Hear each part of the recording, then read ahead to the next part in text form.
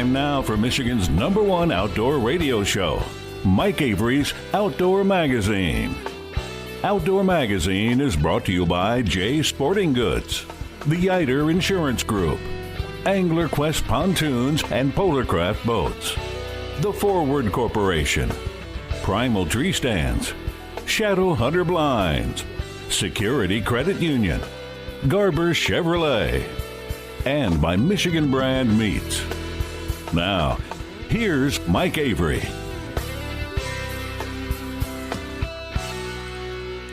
Well, thank you, Ken Hunter, for that introduction, and welcome to another edition of the Outdoor Magazine show right here on the Outdoor Magazine Radio Network. More than 30 AM and FM stations across the great state of Michigan. I'm here for 3 hours every week talking about the history and tradition of the outdoor lifestyle, hunting and fishing and shooting and trapping, conservation issues, even some wild game cooking. And as I am at the microphone this week, I'm mad. I'm mad at the DNR. I know most of you spend your whole lives mad at the DNR. I get it. But I'm mad at the DNR right now because they made a huge, huge mistake, in my opinion. Last weekend, I was online at noon watching them draw the winners of the Pure Michigan Hunt. 3 names. And I had told you ahead of time that I was absolutely convinced this was my year, and I was going to be one of the winners of the Pure Michigan Hunt, because then I was going to get the bull elk tag, I was going to get the any season, any area bear tag, a lot of great prizes, a lot of other stuff. And you know what? They forgot to draw my name. I was waiting by the phone. I had it in my hand, fully charged, waiting for them to draw Mike A., with the last digits of the phone number 80. And they didn't call me. And they didn't draw my name. And I am convinced that there is a flaw. No, there's not. I was going to say there's a flaw in the system. There's not. I don't want to start that whole conversation. There's no flaw in the system other than the fact that they didn't draw my name. But you know what? I will put in some entries again next year. People say, why do you do it? People say, well, you're throwing away $5 every pop to the DNR. Well, there's always a chance. What was the old lottery commercial? You can't win if you don't play. Well, I'll never win the lottery because I don't play that. But I would like to win the Pure Michigan Hunt, and I will try again next year. So what is in the outdoor news this week? It's got to be the weather. Baby, it's been cold outside. Like really cold, like frigid cold, like dangerously cold, like old style cold. But that's great news, right, for the folks who love to ice fish. Great ice conditions across pretty much the entire state. And there aren't a lot of times I can say that. Really good ice conditions, pretty good fishing. I've also noticed, too, the days, and you have, too, the days are really getting longer. You can feel it now. It's out there. It's on the horizon. But in the meantime, lots of great wintertime outdoor action. Ice fishing, yeah. Predator hunting, you bet. Rabbit hunting. Shed hunting. A search for shed whitetail antlers. We'll talk about that a little bit in the show this week. Although, I would probably wait a couple days till it warms up just a little bit. When I think about ice fishing, you know, I look at my frame of reference here, and because of where I live here in the state, and because of my background about what I used to do, that Saginaw Bay walleye fishery is very near and dear to me. And, you know, people say, quit talking about that. And I try to talk about as many different areas of the state as I can, as many different resources and recreational opportunities. But I really consider the Saginaw Bay walleye fishery, the Saginaw River walleye fishery, one of the greatest conservation success stories that I've witnessed, that I can even think of in my lifetime. I mean, the Saginaw River used to be so dirty it didn't even freeze. In fact, I remember when I used to work at TV5, WNM TV5, as believe it or not, a news guy 3 or 4 lifetimes ago. And that was right during the time when the river started to freeze. And it started to freeze because the river was cleaning itself up. You know, man got smart and quit putting stuff in there, and Mother Nature took over and started cleaning things up. And the first couple of years that the river started to freeze over, you know, we always listened to the scanner, the police scanner in the newsroom. And they'd send cops and they'd send firemen over to the river because kids were out on the ice. My goodness, they're risking their lives. Send a rescue crew down there. Put ladders out there. Send firemen out there with ropes on them to save these kids. You can't be on that river. Well, look at it nowadays. Frozen solid. Every day, thousands, I mean literally thousands of walleye anglers on that river that years ago didn't freeze. And the river is absolutely full of fish right now. Maybe not big fish, but a lot of fish. And what's the one good thing about little fish? Someday they will become big fish. A lot of legal fish. I just think it's wonderful. It's a great conservation success story. And I personally have seen several of those in my lifetime here in Michigan. What about turkey hunting? My goodness. And yes, I think it is true that across the state, in general, turkey numbers are down a little bit. Now, why is that? That's a good question. I'm going to make myself a note. That's a question to follow up on. Why are those numbers down a little bit? But still, world-class turkey hunting here in Michigan. A recreational opportunity that didn't exist when I was a kid growing up on the west side of the state. We didn't have turkeys. Now they're in every county of the state. To the point where we've got a season here in the springtime that's 6 weeks long. Fall turkey hunting now is a viable option as well. That's a great conservation success story. What about the salmon fishery? Yeah, it goes up and it goes down, it goes up and it goes down. But we had a new state record king salmon caught on Lake Michigan last year. Who would have thought that so many years after those fish were introduced to the Great Lakes? But again, a great conservation success story. So there's good news out there. Don't just focus on the bad news, right? I got to take just a minute, too, to plug something that I think is great news. Our Trinity Monitor Wild Game Dinner and Auction is back on, and I've got to talk about some of the items and some of the generous people that have stepped up. We have a list of items this year that is absolutely blowing my mind. Some of the highlights. An African safari, courtesy of my friend Craig Plowman and Trophies Africa. A Lake Michigan trout and salmon fishing trip from Paul Schlafly. A Saginaw Bay walleye fishing trip from Jeff Godey. A Michigan upland bird hunting trip from Brian and Lori Card of Wild Card Outfitters and Guides. A Detroit River walleye fishing trip from Mark Pananzek. A Saginaw Bay trip. I'm going to take some folks out on Saginaw Bay walleye fishing. A river cruise on Saginaw Bay with me and my wife Denise. Chef Dave Minar is giving away some dinners at the restaurant. Johnny Bowler, my friend, is giving away a Michigan bear or deer hunting trip. Meaning if you have a bear tag for the Newberry District, you can hunt bears with him. If not, he will put you on a baited whitetail stand. And keep in mind, he's in the UP, so a baited whitetail stand is indeed legal. We're not going to set you up in an illegal situation. Captain John Littlefield is giving away a week-long charter class to become a charter captain. This is the class I took from John through Great Lakes Charter Training. This is a big deal. Listen to this. A year's worth of Michigan brand meats. Courtesy, of course, our friends at Michigan Brand Meats. Charlie just looked at me like, I want in on that one. Now, we're not going to load you up with a year's worth of product right off the bat, but every month you will get a shipment, every month for a year, of Michigan Brand Meats. And I bet there will be some Mike Avery Hunter sticks in there somewhere. Scott Keatsman at Linwood Taxidermy giving us a shoulder mount. Linwood Beach Marina throwing in a launch pass for a year. That's valuable. Offshore Products giving us some gear. Rapid River Knives giving us some gear. I mean, a knife, of course. So many people have stepped up to help make this possible, and I am so excited about it. If you would like tickets for the event, which is Saturday, March 5th, and you better act fast because there aren't many tickets left, 989-662-4891. 989-662-4891. Call weekdays in the morning if you can. Tell them you'd like a couple of tickets. And And this year, for the first time, we're trying something interesting. Part of our fundraising efforts will be online. Now, the live auction that I will be the auctioneer on, those items, and those are the big ticket items, are only available to people there in person. But all of the other items will be available online.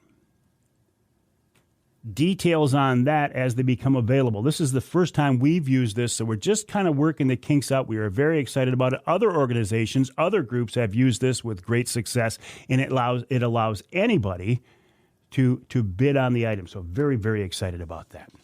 Again, details as they become available. 989-662-4891. Coming up on this week's Outdoor Magazine radio show, Matt Taggett of Rec Broadheads. Man, I love Rec Broadheads. He'll be talking about shed hunting, and then we'll talk about Rec Broadheads. Beth Gruden from the Michigan Wildlife Council with an update on their Here for Generations campaign. In hour number 2, the Airborne Angler, Martin Szeliga, checks in with ice conditions on Saginaw Bay, why he does what he does. In fact, ice conditions up and down the east side of the state, Tawas Bay out across the thumb, and some ice fishing tips as well. Nick Greene of MUCC will join us with an update. This week's Ask Avery segment with a question about, is it illegal to shoot across a road? The answer might surprise you. And then we'll wrap it up with the guy you love to hear on the show, Tom Lounsbury, veteran outdoorsman, expert hunter, expert angler. And then wild game chef extraordinaire Dave Minar. We visited Dave last week at the restaurant. It was a wonderful visit, and I always look forward to his radio conversations as well. My website, MikeAveryOutdoors.com. My email address, Mike@MikeAveryOutdoors.com. Do not hesitate to reach out to me. More coming up after the break right here on Outdoor Magazine.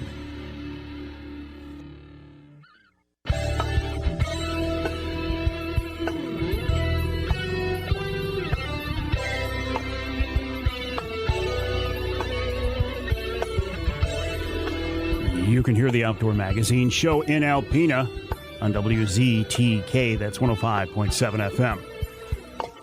You can hear us in St. Joe on WSJM 94.9 FM, and in Marquette on WDMJ 1320 AM, just 3 of our 32 affiliate stations.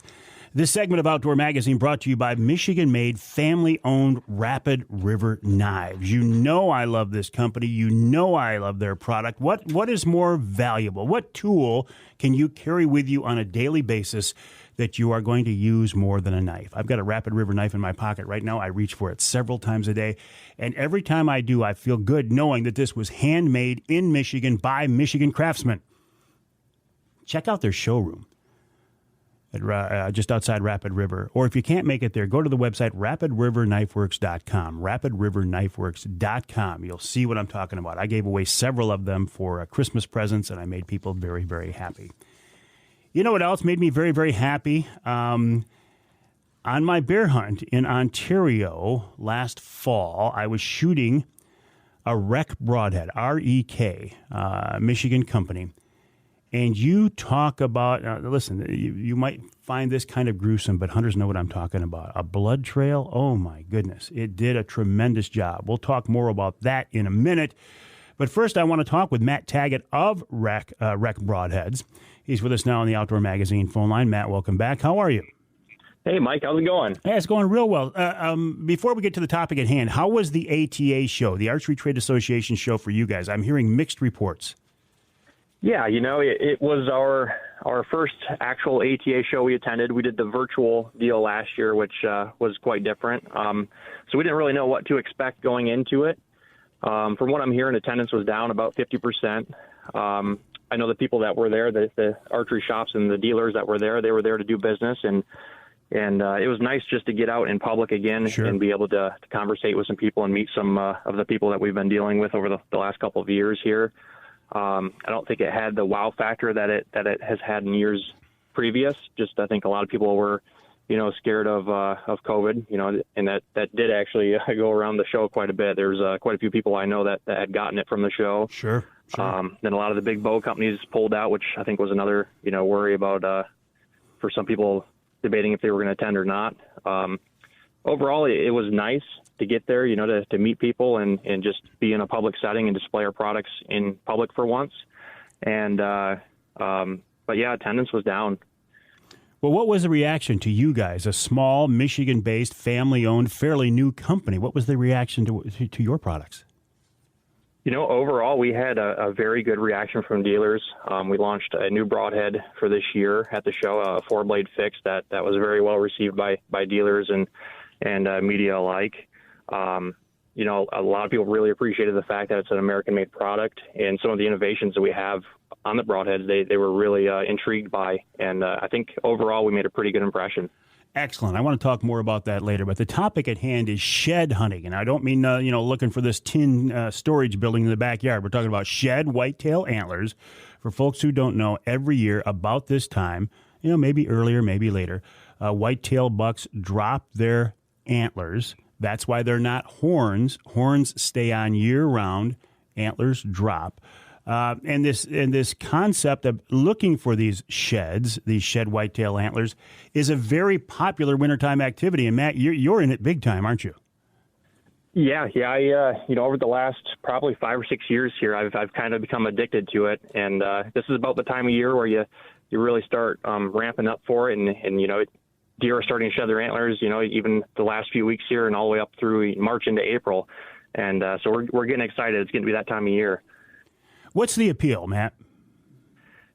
I guess depending on, overall, it's just nice to get out in the woods. It gives you a reason to get out and do some spring scouting and walk around. People have been cooped up all winter, but for us specifically, it's kind of nice to be able to track deer from year to year, see to try to match up some antlers to some trail camera photos and see how these deer progress through their lives and how they grow up,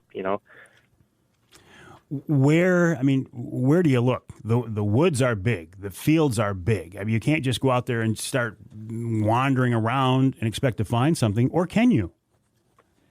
Yeah, there's always the chance of stumbling across something, but there's definitely some places you can look to increase your odds.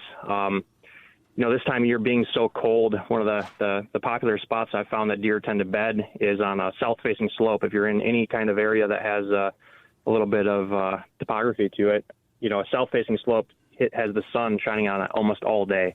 So, you'll have deer bed up in there, and they tend to drop antlers in their beds quite often, or any kind of thermal cover, any pines or cedars that might draw a little more sunlight and a little more heat throughout the day. They'll tend to bed in. And then, there's the obvious bedding areas near food sources. If you're in an area like Michigan here that gets a lot of snow, cold weather, the deer tend to yard up near a close food source. They don't move a whole lot this time of year. So if you can find a yard or a popular bedding area, it seems like that's always a good spot to look for antlers. That and food, bedding and food.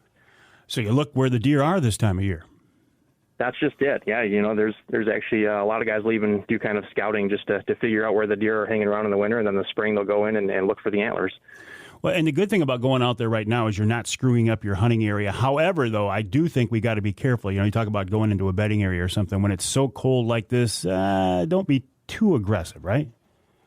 Exactly. You want to find where the deer are, but you don't want to push them out of that area, until things start to warm up and they're just trying to survive right now and to get through the winter, so you don't really want to disturb them too much.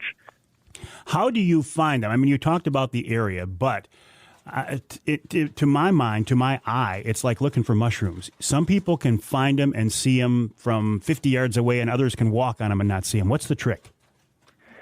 Yeah, it seems that way. And, one thing I've noticed, it seems like certain days, depending on sun or cloud cover, they might stick out a little better than they do on other days. And it's, I think it takes a little bit of training your eyes for it. Once you're able to pick a few out, you kind of, you get the feel for it, the look for it, and you're able to see them a little easier. But just, I guess looking, for where you think deer might lay, obviously there's the runways heading back into bedding areas or food sources, and that's always a good place to start is along, the beat down runways or up under any trees you might think they might lay in, and, or fence crossings, creek crossings, anything that, might get them to jump and jolt their antlers off. It is a little tricky to pick them out. Obviously, the bigger they are, the easier they are to find. Yeah. In some ways, finding the side of a 12 point is a trophy. But if you can find half of a spike, that's actually harder to find. That does seem to be the bigger battle. And how far out in front of you? Say if you're walking through the woods. I mean, are you looking at your feet? Are you looking 20 yards in front of you? Do you get down on your knees? Do you use binoculars? Anything like that at all? I do always tend to carry binoculars. We've actually, more often than you would believe, have found shed antlers just by scanning an open field or a grassy draw. They tend to stick out pretty good if they have some good tines on them. And you're not, on the right day, in the right conditions, maybe you're going to find a complete rack laying there on top of the snow. But more likely than not, it's just going to be a piece of it sticking up, right? And that's what's pretty odd, too, is with the snow, the grass really tends to lay over these sheds pretty quickly. So, once the snow comes off in the spring, it melts away. You might only see one or two tines sticking up, maybe just a few inches, and then you'll go ahead and pull it out, and it's a big old 5-point side or whatever. They really they get covered up pretty quickly. And if you don't find them, obviously, you can find a shed from a previous year walking through the woods in the fall, but the critters get to them too, and they like them. They do. They do quite a bit of damage to them, and I found it's weird because I found antlers that have been laying there for 2, possibly 3 years, and they're untouched. They're a little sun faded and whatnot, but then I found antlers that you would assume have dropped in just a few weeks that are just chewed to crap. So I guess it depends on where they fall, really. Now, the ultimate trophy has got to be finding a matched set. And by that, you and I both know we're talking about both sides of what appears to be the same buck, finding both sides of that rack. How often does that happen? Yeah, that's the ultimate shed hunting trophy right there, is to find both sides. I think... what did we find last year? Last year in one day in Iowa, we found 64 antlers, and I think we had 13 or 14 maybe match sets. Wow. So, yeah, that was a little better average than normal, but... That's a pretty good day. Yeah, that was very cool. So and, you're actually it's nice to be able to... You're actually serious enough about this that you travel out of state even looking for sheds too. I do, yeah. I've got we rent a few farms down in Iowa and northern Missouri there, and we've got some friends live out there, and we always tend to go out there every year, every spring. And I've shed hunted here in Michigan quite a bit too. I haven't had as much luck. It's a little tougher here, mostly because I don't have access to as good of properties here, I would say. Sure. And there's not quite as many older class deer living through the year, but. Yeah, we do really well out in Iowa and Missouri. We actually will go down and run alfalfa bales and corn throughout the winter and sell cameras. And actually, they're in the midst of dropping right now. I've got a few half racks coming in on cell camera almost daily, and so it's happening. I did see you sitting over a picture of a great big whitetail during the end of bow season last fall. I think that was a Michigan buck, wasn't it? It was, yeah. I was fortunate enough to kill it. He was just under 140 inches here in Michigan. It's a deer we had watched last year. He showed up, and he kind of had some character to him, had a split G2, and was just hoping for the chance that he would make it through one more year. And he started showing up early September this year, or the last season, and he just blew up. He went from like 100-inch, I think he was a 9-pointer last year, to just under 140-inch 11-point this year. And, I was able to wrap the tag around him. Did you happen to get a shed from him in a previous year? I did not. I looked all over, up and down. I talked with some of the neighbors that were out looking, that also knew of the deer, looking for his antlers, and nobody ever come up with them that we're aware of. We're talking with Matt Taggett here in the Outdoor Magazine Show. Matt is one of the guys behind Rec Broadheads, R-E-K, Rec Broadheads. Their website, recbroadheads.com, recbroadheads.com, a Michigan-based, family-owned company. I started using Rec Broadheads when I put down the recurve and picked up my crossbow. And I'm telling you, I didn't have a chance to use them for turkey season last year. I will be using them this year. Wasn't able to put one through a deer this year, but I was able to put one through a bear, and I tell you, The results were very impressive. In fact, I'm getting ready to post, it might be online by the time you hear the show, video of that bear hunt that I did in White River, Ontario last year, and you can see what that wreck broadhead did. We'll take a break. When we come back, we'll talk more with Matt about his company and products right here on Outdoor Magazine.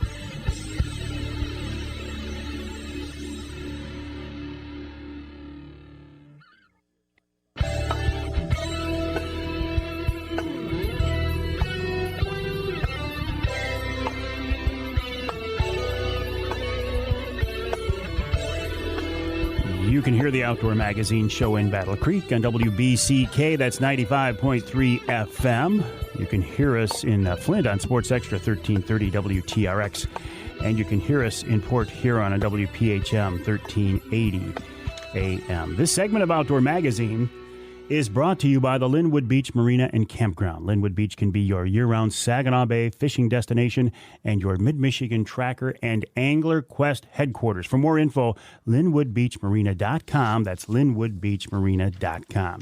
While you are online, I would encourage you to check out my website, MikeAveryOutdoors.com. Then head on over to recbroadheads.com, R-E-K, recbroadheads.com. Matt Taggett, one of the guys behind Rec Broadheads, with us now on the Outdoor Magazine phone line. Matt, a couple of years ago, when you guys decided to jump into this venture, I mean, the question is why? You're competing with these big, mega corporate conglomerates. The broadhead area is very, very competitive. A lot of good designs out there. What made you guys take this chance?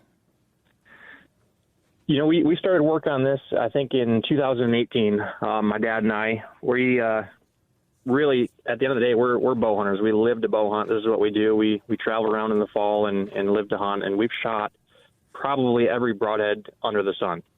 You know, we've shot a lot of really good broadheads, and we've shot a lot of really bad broadheads. And so my dad's been in manufacturing for about 40 years now, and we kind of thought we could build a broadhead that would fix some of the common problems that we always come across, you know, whether it be the blades on an expandable popping open accidentally, or, you know, just overall quality to be able to withstand hard hits and bone impacts. So we went to work on it and thought we could build something a little better. And it took us a couple years to roll it out. And by February of 2020, we launched our first line of the fixed and mechanical broadhead, which is on a modular system that can be swapped back and forth from fixed to expandable. That was our first two broadheads, and we've had some really good feedback on them. But really, we just wanted to create something that we knew we could trust at full draw and offer it to the public once we got it where we wanted it. And we've had just really great feedback and reviews on it, and we're moving forward with everything. Well, including, like you said earlier, a new blade design. Tell me more about that one. Yeah, so if you're talking about the fixed to expandable concept there, it's pretty cool. Our modular system, it's a ferrule or a body of the broadhead that you can actually take the blades and swap them back and forth. It's the same ferrule, fixed to expandable. All you got to do is switch out the blades. You pull the tip right off, drop in the expandable blades or fixed blades, whatever you'd like to shoot. And it's completely universal. Does the new 4-blade fit on that same ferrule? The new 4-blade does not. It's its own animal, and we're working to have that actually available in a few different weight ranges. That's our modular system right now is only available in 100 grain. We've had a large demand for 125 and even 150. So our new 4-blade, we're looking to bring into those options. So that's new ferrule. Gotcha. So that's one of the reasons, so you can expand the weight range of the head. Exactly. What's the process, though, of bringing something like this to market? I mean, obviously there's the manufacturing end of it, but then there's all the field testing, because you don't want to bring a product to market that you don't have confidence in. And that's just it. I guess, you know, the whole process hasn't been easy, but if anything was easiest, I would say the manufacturing side of it, with my dad having 40-some years of experience there. You know, that was probably the easiest part of the whole process, but the actual engineering and design, the R&D of, you know, coming up with a product that we could trust and we were, you know, proud to put our name on was, if you were to look at our first prototype that was cut and hit the testing room, it's quite a bit different than what we're selling now. So it took a little tweaking, took a little time, but we didn't want to push it out too fast and didn't want to push out something that we didn't, truly believe in. And it took a little testing, but we got there. Well, and then the challenges. You come out with a great product. It works very well. People who use it are sold on it. But then you got to compete with the Rages and the Muzzies and these big, huge companies that have been out there forever. That's no small task. No, and that's kind of the challenge we're amidst right now. Is just these guys their advertising budgets are much larger than ours. We're a small fish in a big pond right now. But I think what we do have going for us is we have a quality product, and the people that are shooting our product, the word of mouth is really our biggest advertising right now. People are happy with the results they're seeing, and I think throughout time that's just going to continue to spread. Well, I'm really looking forward to putting one of your expandable heads through a big longbeard this spring. Based on the success I had with that bear, I'm very confident that it's going to get the job done. Yeah, we've had quite a few people, the last couple of years shoot turkeys with them. I've shot a couple turkeys now with them, and that big expandable cut really seems to be the ticket for, I'm sure turkeys are no easy animal to take down with a bow and arrow, but having that big cut really seems to help. Turkeys are surprisingly tough to take down with a bow. It's you wouldn't think something that small, or maybe because they are that small, that's what makes them tough. But anyway, I will look forward to that. Matt, hey, listen, congrats on all your success. Thanks for sharing your shed hunting tips, and you and I will talk again soon, I'm sure. Sounds great. Thanks, Mike. Matt Taggett of Rec Broadheads, Michigan-based, family-owned Rec Broadheads. That combination, I love that. Michigan-based, family-owned. And you throw in a really good product, great product, and it's a win-win-win situation. REK Broadheads, recbroadheads.com, recbroadheads.com. We'll take a break here in the Outdoor Magazine show. When we come back, we will wrap up this first hour of this week's show with Beth Gruden. She is, I think, the vice president of the Michigan Wildlife Council, the group I've been working with for a while. They are dedicated to promoting hunting and fishing and trapping here in Michigan, getting the word out to the non-hunting and angling public that is so critical. Conversation with her after the break right here on Outdoor Magazine.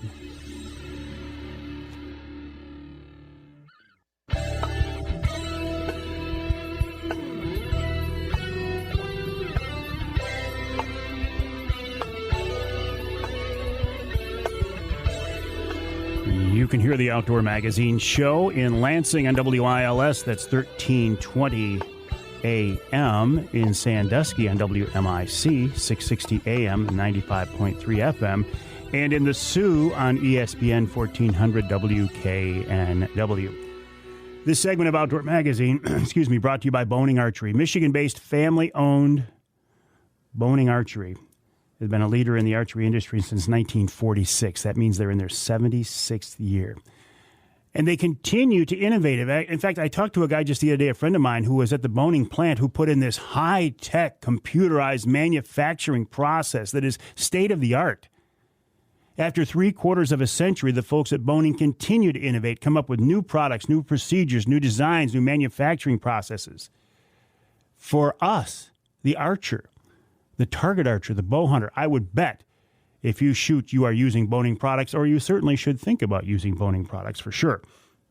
Check them out online at boning.com. That's BOHNING, boning.com. While you're online, head on over to this website, hereformioutdoors.org. Hereformioutdoors.org, the website of the Michigan Wildlife Council, a group you hear me talk about all the time. I've dealt with these guys. I've worked with these guys for a few years now because I am convinced that they are making a difference. They are a group formed to protect our hunting and fishing and trapping heritage. And these days, that's more important than ever. Beth Gruden is the vice chairman of that group, and she joins us now on the Outdoor Magazine phone line. Beth, welcome back. How are you? I'm wonderful. How are you, Mike? Just trying to stay warm, like everybody else in Michigan right now. It is pretty miserable out today, isn't it? It certainly is. It certainly is. Beth, tell me about your tenure. Isn't your term scheduled to wrap up here pretty soon, or am I thinking of something else? No, my term is scheduled to wrap up. My term's scheduled to wrap up here in March, and so somebody else will hopefully be stepping up to fill my shoes. But it has been a wonderful learning experience, and the council is just invaluable for the services it provides, and I can't wait to see where it goes in the future. Well, what you guys have accomplished is actually quite amazing. I mean, you are studies, surveys, statistics prove that you're making a difference. What has surprised you most that you've learned, or what have you guys been involved in that's made the biggest impact in your mind? I think that just being out there and able to be a relatable face in areas that have no idea about our hunting and fishing heritage has really helped move the needle in a lot of those places. Growing up in the middle of rural Michigan with a hunting and fishing background and hunting and fishing my whole life, I didn't realize the disconnect until I was on this council. And being on the council has really opened my eyes to it. And I think with the use of Zeliga and some of our other tools in our marketing campaigns, we've really helped expose people who've never been in the hunting community to, hey, this is what they do. This is how they actually benefit me, even though I'm not a hunter. So I think that our campaign has really done a good job of bringing the positives to light. That is such an interesting point. Those of us who grow up in the outdoor lifestyle take it for granted. It's part of who we are. It's part of our family history, our family traditions. And I guess I just assumed everybody in Michigan was like this. But we're outnumbered, Beth. There are more non-hunters or anglers in Michigan than there are those of us. So getting the word out to them is critical, isn't it? It is. It's so critical. And it's important to tell them not only that, hey, we hunt and we fish and this is why, but it's also important to tell them that, look, at our dollars support some of the things you enjoy, the parks you enjoy going to, the trails you enjoy, the boat launches. Some of these various things are actually funded by our hunting and fishing dollars. So I think it's important to meet them where they stand, so to speak, and show them what we're doing for them. Speaking of meeting people where they are, and maybe this is obvious, but why is most of the campaign centered on the southern part of the state? Most of our campaign is centered down there because we saw that was the area that had the most work to do. That was the area that doesn't necessarily have a lot of hunters and fishermen. And so being able to educate them as to what we do was an important move for that portion of the state. Yeah. And those are the people, that's where the population is, and those are the people who make the decisions, good or bad, for basically the rest of us across the state. So we have to educate them. Correct. And you guys, yep. Beth, have done a great job, and I'm sure that you will continue to do a great job. And listen, thank you for your time, your tenure on the council, and everything that you've done personally. Well, thank you. And I will wish you well, and I'm sure our paths will cross again. I'm sure. Thank you so much. Beth Gruden of the Michigan Wildlife Council, the vice chair of the council, as she gets ready to wrap up her term. We appreciate everything she's done and wish her well. The website here for mioutdoors.org, here for mioutdoors.org. Keep that in mind. Bookmark that. Go back and check it out every once in a while. We'll take a break here for the top of the hour. When we come back, we're going to head out to the frozen water of Saginaw Bay with the Airborne Angler, Martin Szeliga. He is a guy who has made a name for himself in documenting ice conditions on the east side of the state, Saginaw Bay, the Thumb, Tawas Bay, an invaluable service for anglers. We'll also check in with Nick Greene of MUCC. And this week's Ask Avery segment, a two-for one of the questions, can you shoot across a roadway in Michigan? The answer might surprise you. Coming up in hour number 2 of this week's Outdoor Magazine.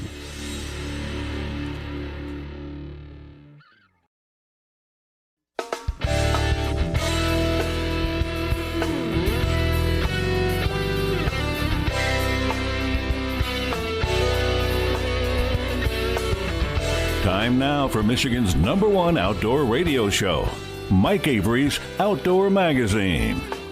Outdoor Magazine is brought to you by Jay Sporting Goods, the Yiter Insurance Group, Angler Quest Pontoons and Polarcraft Boats, The Forward Corporation, Primal Tree Stands, Shadow Hunter Blinds, Security Credit Union, Garber Chevrolet, and by Michigan Brand Meats.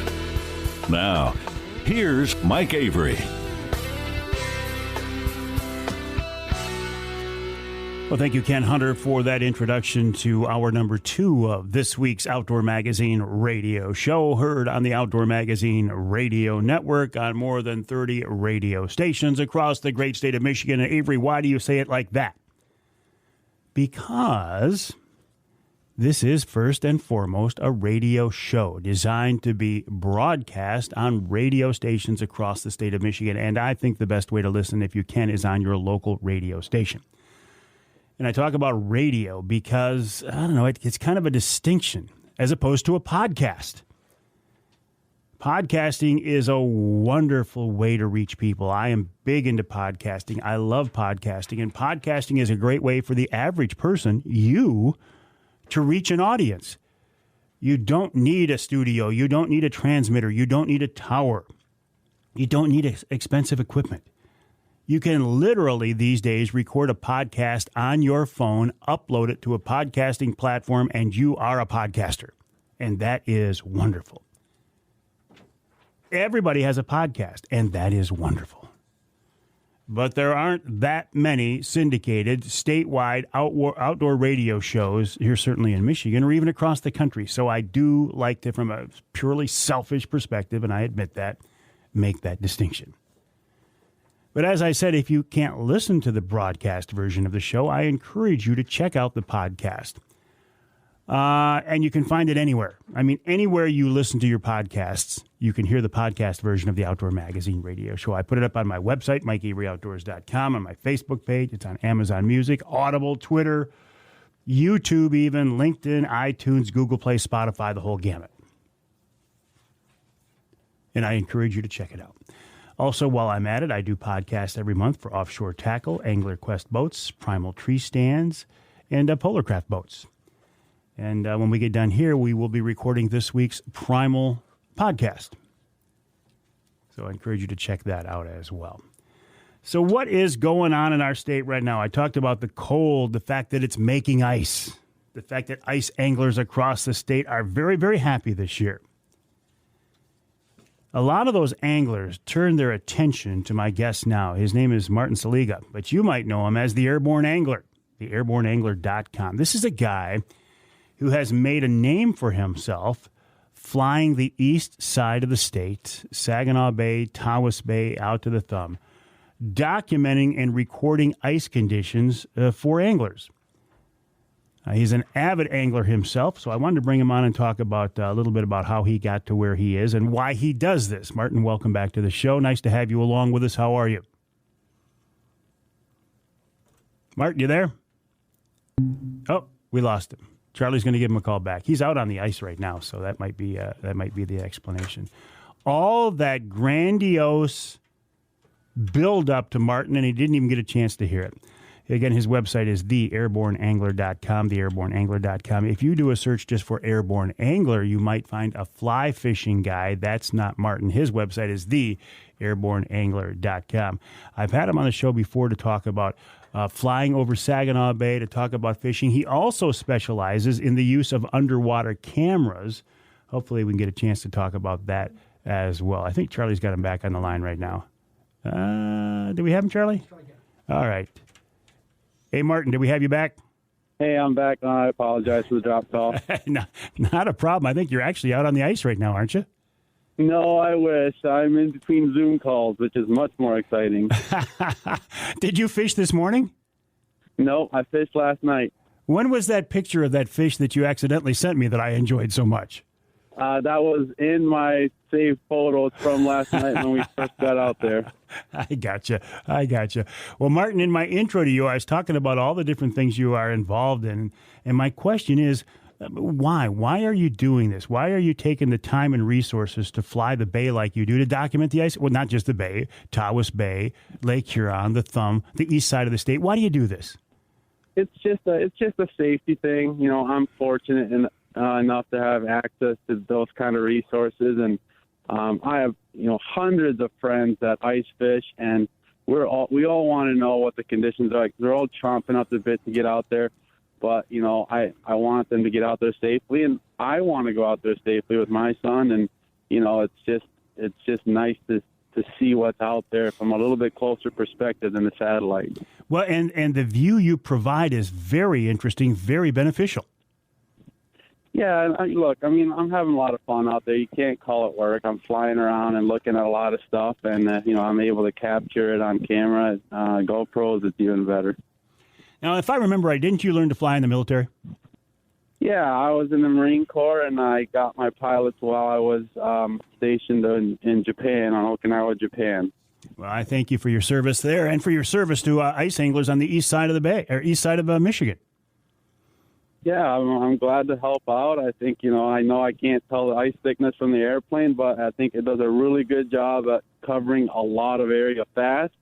The bay's 1,100 square miles. It would take a long time to drive around and check the ice. And my goal is just to find the worst of the worst. But the true work comes, obviously, getting out there on the ice, checking the thickness of the spud bar, being safe. But if I can steer people away from the worst hazards, I'm happy. Well, and that's an interesting point. You can only tell so much from your view, from your perspective. Yeah, and I'm the first to let people know that, this is just one small tool in their decision-making process. And, I think it definitely helps when ice is forming, and it also helps when ice is deteriorating. But once the ice is over, and especially when we get some snow on it, there's not much I can do at that point. Other than to document anything after a strong windstorm to see if something opened. People who don't fish, in particular, we're talking about Saginaw Bay right now, they don't really understand that, in that the wind direction, the wind speed, the fact of whether the bay is frozen over completely or not, these are all factors because conditions out there can change. We get what we know around here as a crack, and that changes everything. It changes a lot. Obviously, the longer and harder the winter, the better. And, things, obviously ice grows. We don't have a lot of snow on the ice this year, so it's been growing phenomenally. But it did take a few tries to get it going. Unfortunately, we had a few machines go down. I went out scouting on some thin ice that probably shouldn't, been on.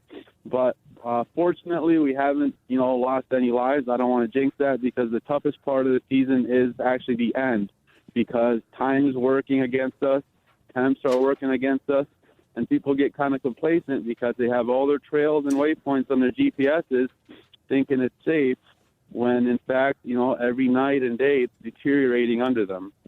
We've already had some better ice conditions, some better fishing conditions at this point in the wintertime than some years we do in the entire winter, haven't we? Yes. I was trolling Lake Erie January 17th of last year. It was great. Don't get me wrong, it was great fishing, but I wanted to get out on the ice. So, no, I'm not complaining. I think we're going to have a phenomenal February. There's a Linwood Frozen Frenzy tournament is coming, Standish Mill tournament, a lot of local little tournaments. I think they're going to be safe if people are smart. And, as the season progresses and we start thinking about March or end of February, we're going to have to start monitoring again, and I'm sure I'll be flying a lot. I know ice conditions can change, day to day, certainly. But the last time you were up in the air and being out there fishing, what are you seeing? Well, unfortunately, the worst part was after a windstorm we had, and the west side ice shifted over in some areas a half mile, and as it went north, it got smaller, but just a large gash from around Nyanquin Point down to almost State Park. And that part has just been stubbornly not freezing up. I think it's getting better. But, Linwood is such a popular port. It's, great access, great fishing, great people at Linwood Beach Marina. And I just can't wait for that to lock up so then we can, be pretty confident that we can go out there and have a reasonable assurance of safety, obviously given day-to-day conditions. All right, so as of right now, as we are recording this show midweek, would it be your recommendation for out-of-town anglers, not the locals who have been out there for a year, but people coming in from out of town, are conditions not quite that you would feel comfortable directing people out there? The only spot I'm worried about, but I have not been out there on the ground, so take this with a grain of salt. The last spot of open water when I flew was straight east out of Linwood. That being said, we have snow on the bay now, so there very well could be trails out of Linwood going south and going north to where people can go around that weak ice and get around it. Also, we've had some really cold nights, and it may be healing up. I would just hate to, without giving you firsthand knowledge, I hate to pass that on. It's definitely a spot that worries me. Not to say that that's the only one, but the little bit of snow we have, I think, will really help with trails. And I wouldn't discourage people from coming out of town. And to tell you the truth, a lot of times the locals getting some troubled situations here as well. So the ice doesn't care if you're local or a veteran or a newbie. Obviously, if you go with a group and get some information and be smart about it, I'm pretty sure they can get out all over the bay at this point. That's but it's still going to take some caution. Yeah, that's great advice, Martin. I appreciate that. Yeah, and it has been so cold. You know that's making ice like crazy. We got to take a break here in the Outdoor Magazine show. Martin, can you hang with me a few more minutes? Sure. All right, we're talking with Martin Szeliga, the Airborne Angler. His website, theairborneangler.com, theairborneangler.com. Keep an eye on that. Find him on social media. You'll find his pictures and his videos from the air looking over the ice on the east side of the state. Very interesting. More with the Airborne Angler coming up right here on Outdoor Magazine.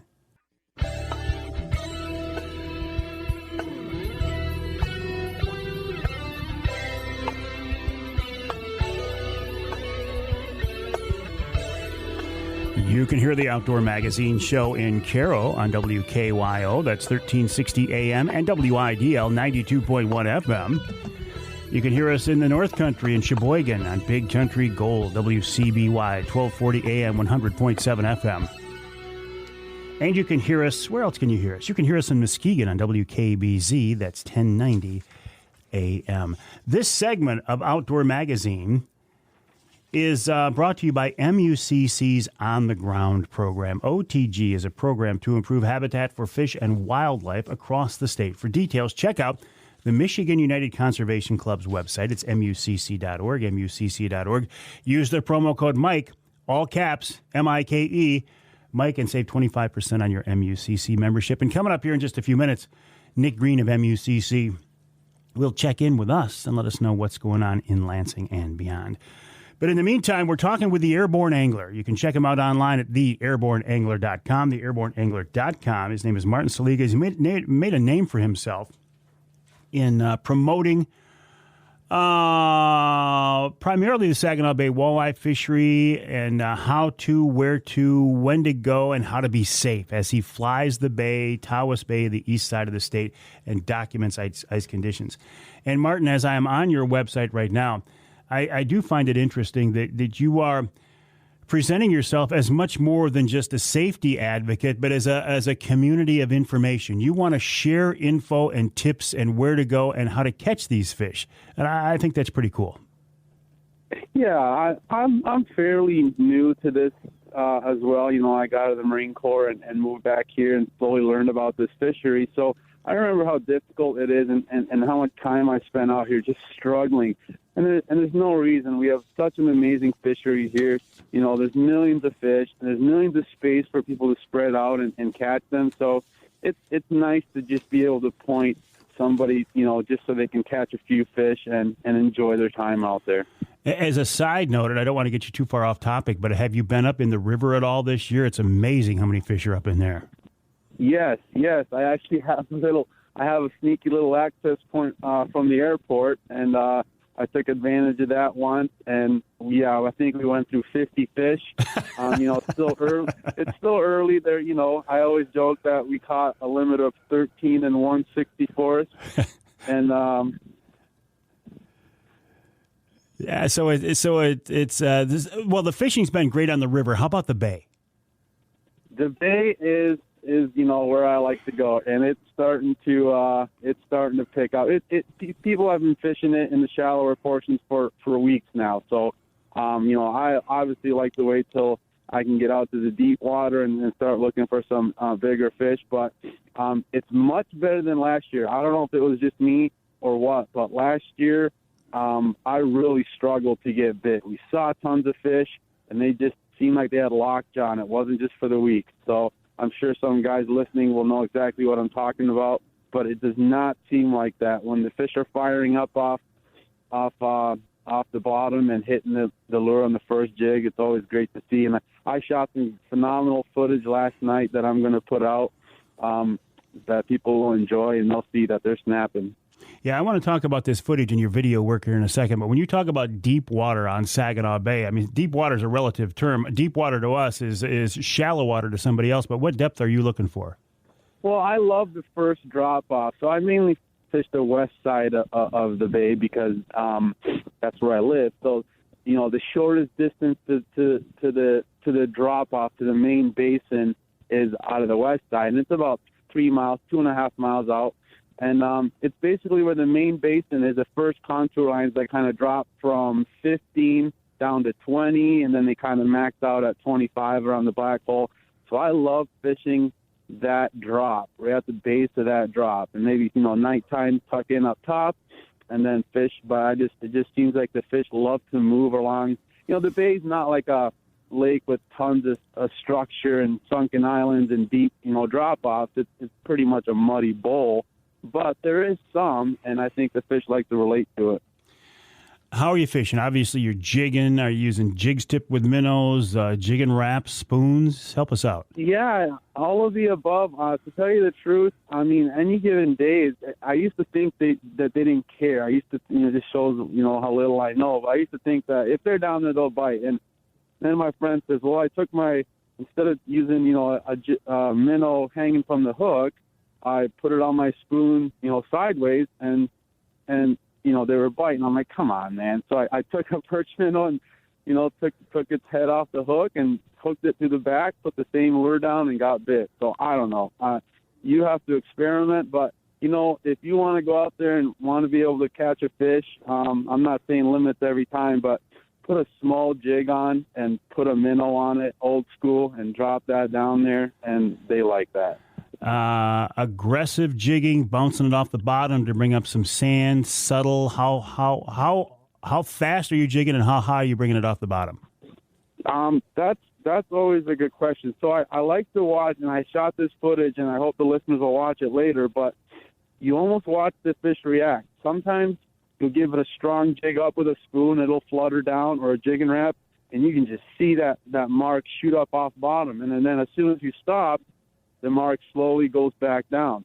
So that tells me that they want it kind of aggressive. And then the finesse portion is once you get them all excited and they're getting super close, you have to finish them. So I like to just slowly play keep away with them without jigging, just raising my hand. And usually within a second or two, if they're going to bite, they'll hit it. So pound it on bottom to bring it in, jig it up to get them excited, and then finish them nice and slow, playing keep away. Martin, I love trolling, but there's nothing like having that rod in your hand when a fish hits, is there? No, it's one-on-one. You're not worried about the boat. The heat's on. The ice is thick. You're relaxed, and it's just you and that fish.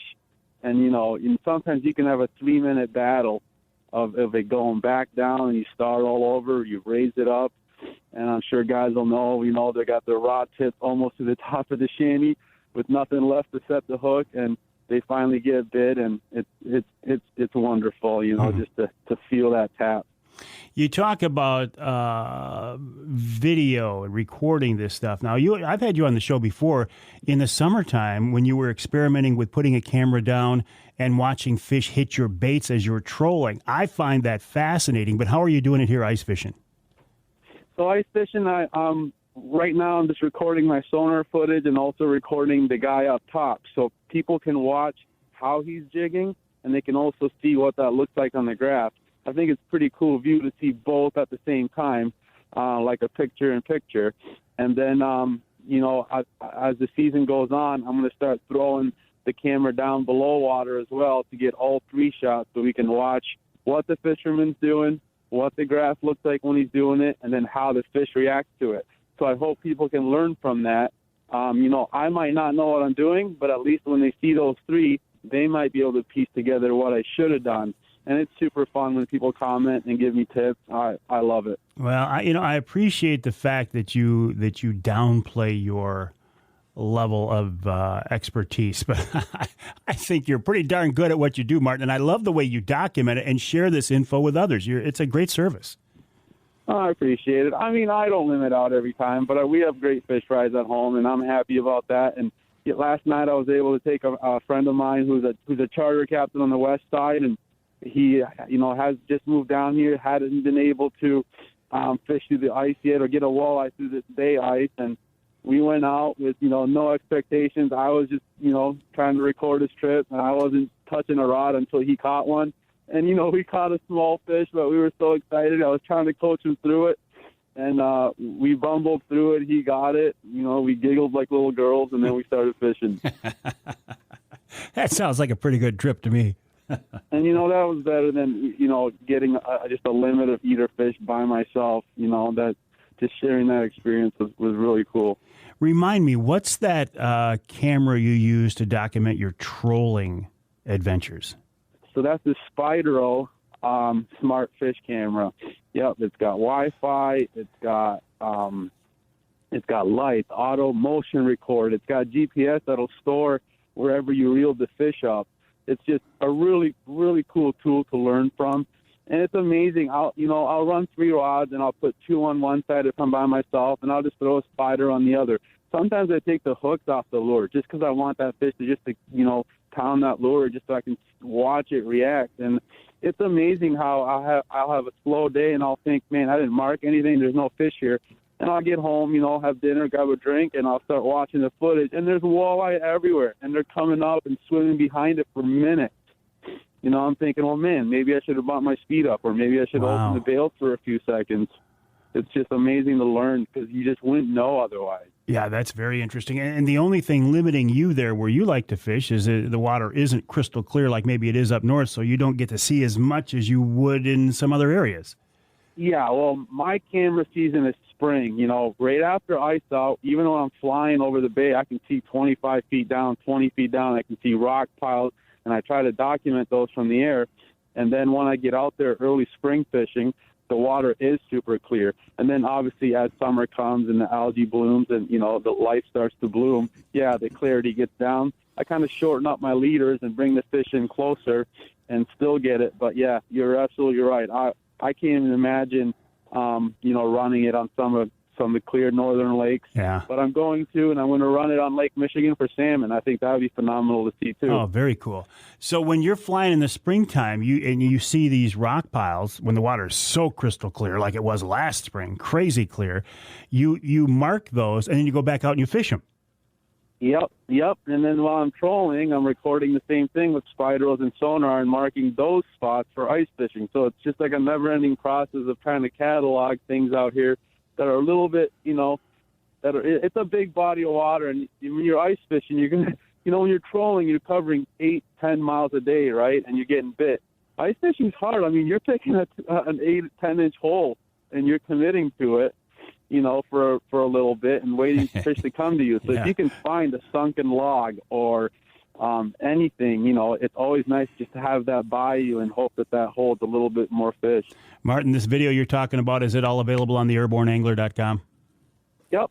There are a lot of the videos are on YouTube, Facebook, anywhere you can Google the airborneangler.com. You should be able to find it, and I'll have a separate page on the website soon. My wife just designed a new website. I want that to be a go-to resource for anyone that's looking for anything to do with this area, whether it's lodging, some phenomenal lodging on there for ice fishermen, right on the bay. With your private ice access and trailer parking, you can't beat it. You don't have to drive your vehicle. Martin, you're doing a great job. I would encourage people to check out the website, theairborneangler.com, theairborneangler.com. We'll take a break here in the Outdoor Magazine Show. By the way, his name is Martin Szeliga. The Airborne Angler, theairborneangler.com. We'll take a break. When we come back, Nick Greene of MUCC checks in. Then we'll wrap up the hour with this week's Ask Avery segment right here on Outdoor Magazine.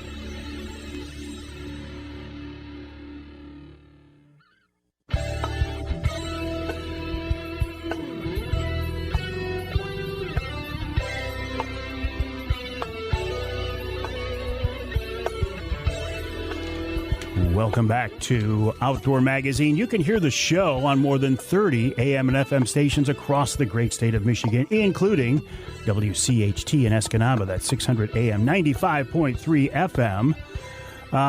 Let's stay in the UP and go to Newberry, WNBY, 1450 AM, and then head down to Houghton Lake, 98.5 WUPS.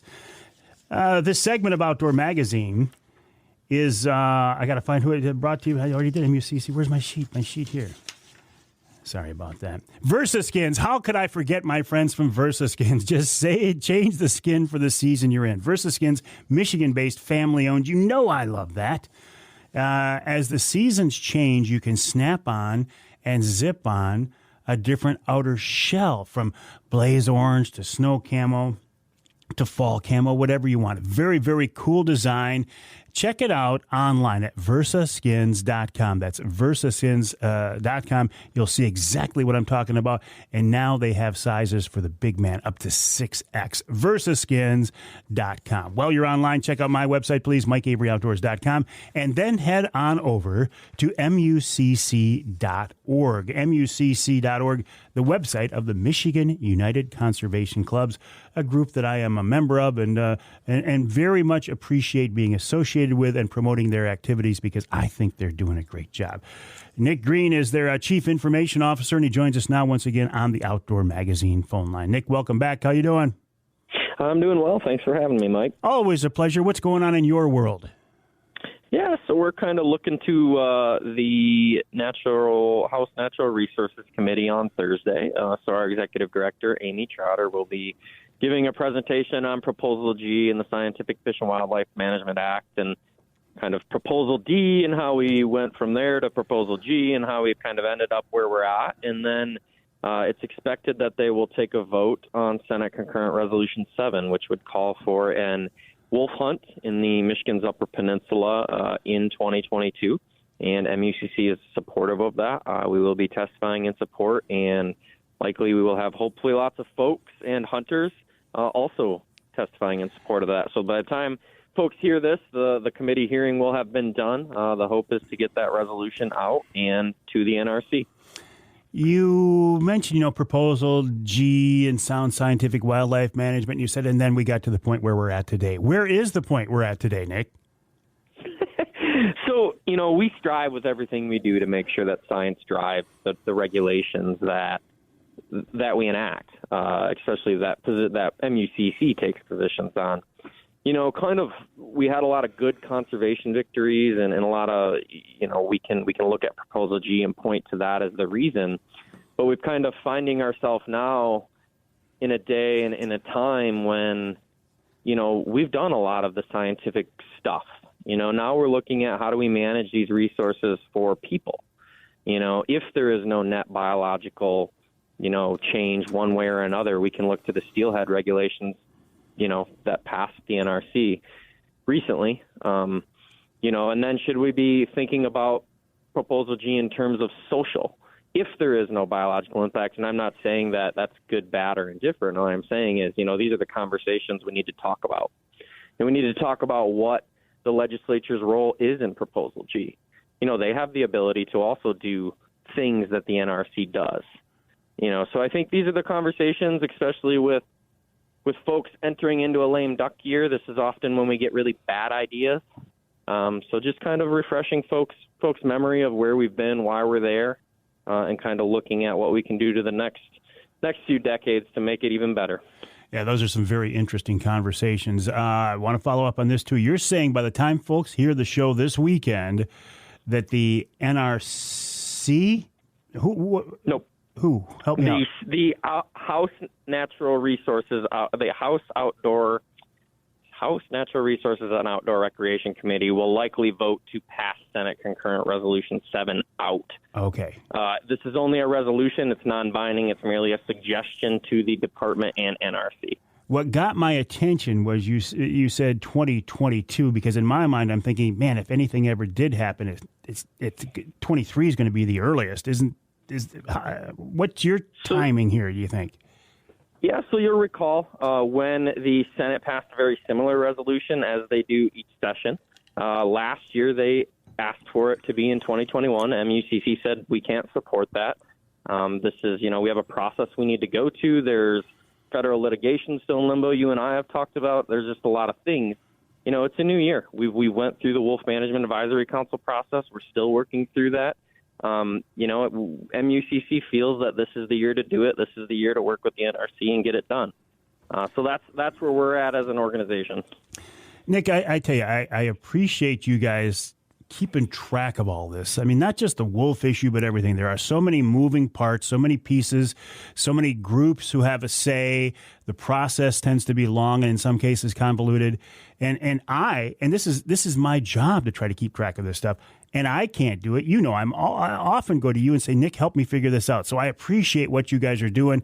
And, I think you're looking after the sportsmen and women of Michigan. Thank you, Mike. We appreciate that. I do my best to try to make things as concise and able to be kind of digested. But there are days that, for example, I spent several hours looking into how our referendum process works in Michigan. I still can't relay that to anyone. But, these, like you said, these are very intricate, convoluted topics sometimes, and we just need to do our best to stay together, stay in the same boat, and work through it together. Nick, appreciate that. Nick Greene, appreciate the work he's doing, and everybody at MUCC. The website, MUCC.org, MUCC.org. If you want to save 25% on your MUCC membership, use the promo code Mike, all caps, MIKE, and save 25%. We'll take a break here in the Outdoor Magazine Show. When we come back, we'll wrap up the second hour with this week's Ask Avery segment, talking about bobcat hunting at night and shooting down a roadway. It's a twofer this week.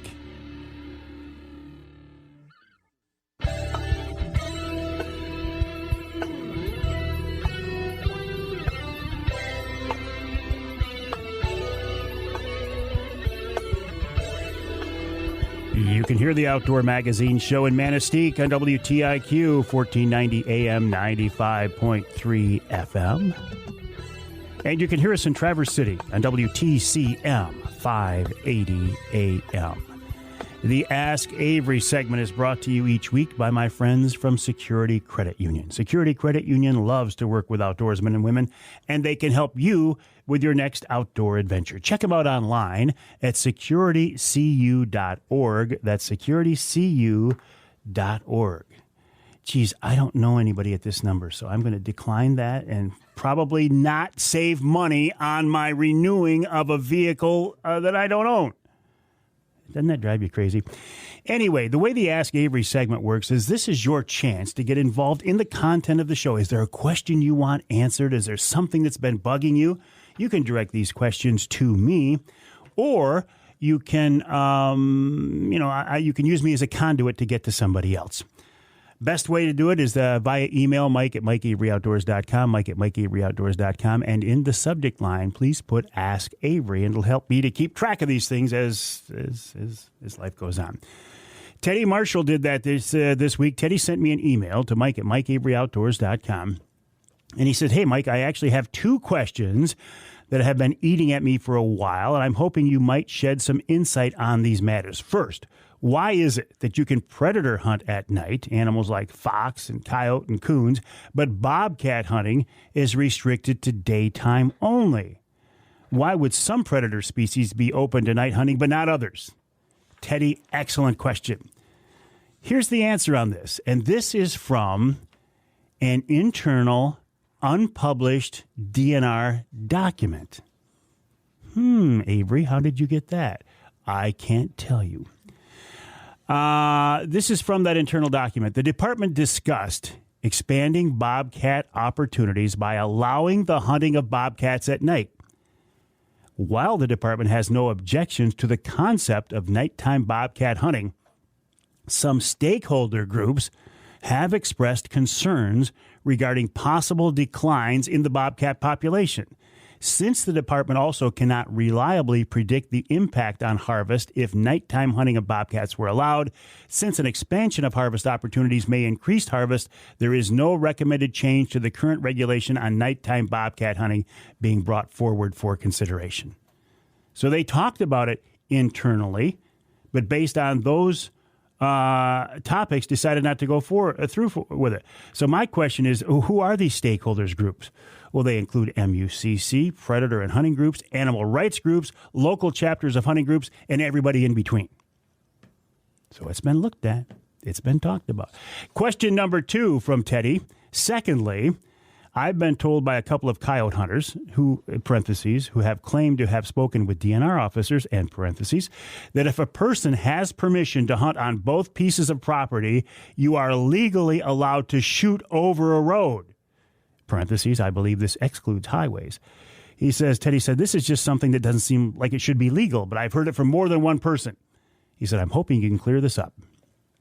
And then he said, thank you, sir. And I say, thank you, Teddy. This one surprised me because I have always been under the impression you could not shoot from a roadway.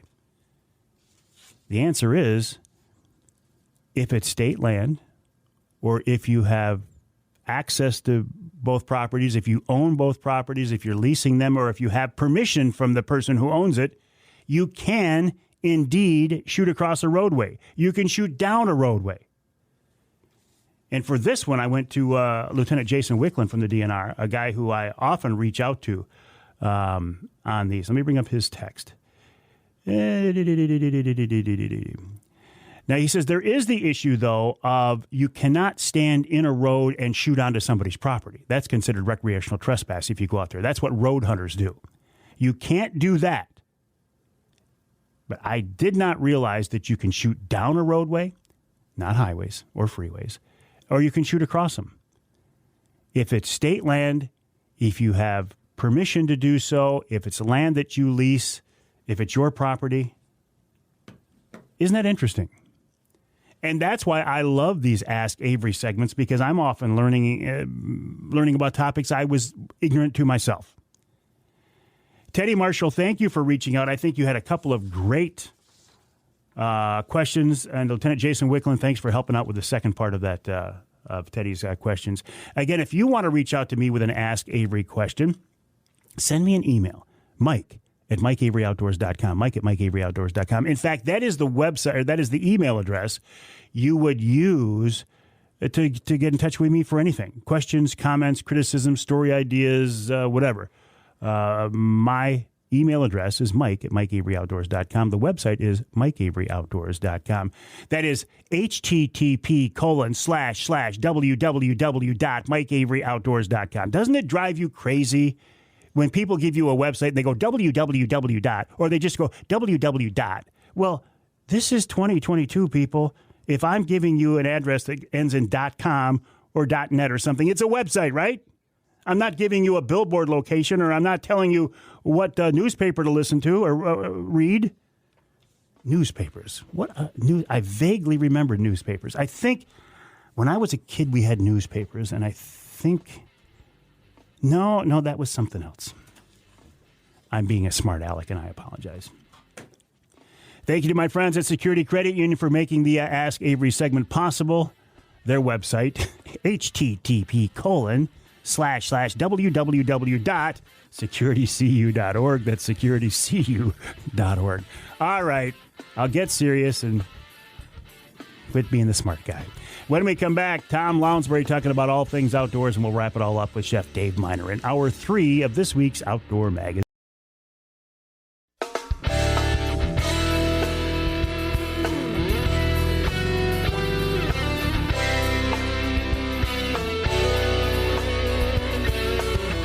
Time now for Michigan's #1 outdoor radio show, Mike Avery's Outdoor Magazine. Outdoor Magazine is brought to you by Jay Sporting Goods, the Yider Insurance Group, Angler Quest Pontoons and Polarcraft Boats, The Forward Corporation, Primal Tree Stands, Shadow Hunter Blinds, Security Credit Union, Garber Chevrolet, and by Michigan Brand Meats. Now, here's Mike Avery. Indeed, this is the big guy, Mike Avery, and welcome to hour number 3 of this week's Outdoor Magazine show right here on the Outdoor Magazine Radio Network. So glad to have you along with us as we continue this journey, this celebration of the outdoor lifestyle. It's not really just a hobby, isn't it? I mean, you talk about hunting and fishing and shooting and trapping. People have hobbies, right? building model airplanes is a hobby. Gardening is a hobby. But this outdoor lifestyle, this hunting and fishing, it's a passion, yes, but it's more than that. It's a way of life for a lot of us. It's part of our personal, our family history and tradition. It's something we grew up doing. I look at my own family. I knew my grandpa. I never knew my great-grandpa, but I knew my grandpa very well. And he loved to hunt, and he loved to fish, and he passed that down to my dad. And my dad is the guy who taught me how to hunt and how to fish. And then I helped pass that down to my son James. And now he's surpassed me. He's a better hunter and angler than I am. But he's passed that down to his kids. So what is that? Grandpa, Dad, me, son. That's 5 generations right there. And that's just my family. A guy who knows this very well, and when you look at the situation where he's in, he connects to his family, he connects to his roots, and he connects to this outdoor tradition. His name is Tom Lounsbury. And he's living on the family farm right now, that multi-generation. I mean, he can probably tell me the same thing about his granddad hunting, and he hunted, and now his kids hunt and fish. And he's just, in my mind, he's the consummate Michigan outdoorsman. And he's with us now on the Outdoor Magazine phone line. Tom, welcome back. How have you been?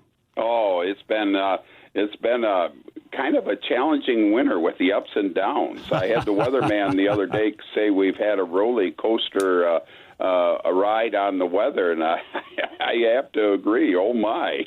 Yeah, at first it was up and down and up and down. Now it just seems to be just plain down. Oh, it is downright cold out there. But, hey, it's making some good ice. Making ice. I was talking about that earlier in the show. It's great for ice anglers. And, Tom, it was really great to see you at an event you had in Bad Axe here several weeks ago. You invited me out to. That was a lot of fun. I appreciate it. Well, it was an honor having you there, and you gave an outstanding talk to the folks. Well, I don't know about that, but put a microphone in front of me and tell me I got 20 minutes and get out of the way, because I will fill that 20 minutes. I hear you. Yeah. So what have you been up to, Tom? Well, what a fabulous pheasant season in both October, that runs into mid-November, and then the December season. Here in the Thumb, the pheasants had a wonderful winter. The previous winter was mild, and then that drought we had that was driving the farmers nuts in May and June was perfect for nesting hens and rearing, with nests and rearing chicks. And 90% of the birds you take are hatched that year. And, beautiful. If you had the cover, and wherever there was cover, you had the wild birds. In fact, I had people telling me I was doing a good job at planting birds in the area. And I've never planted a bird. Yeah. Well, you've worked with Mother Nature and helping out, that's for sure.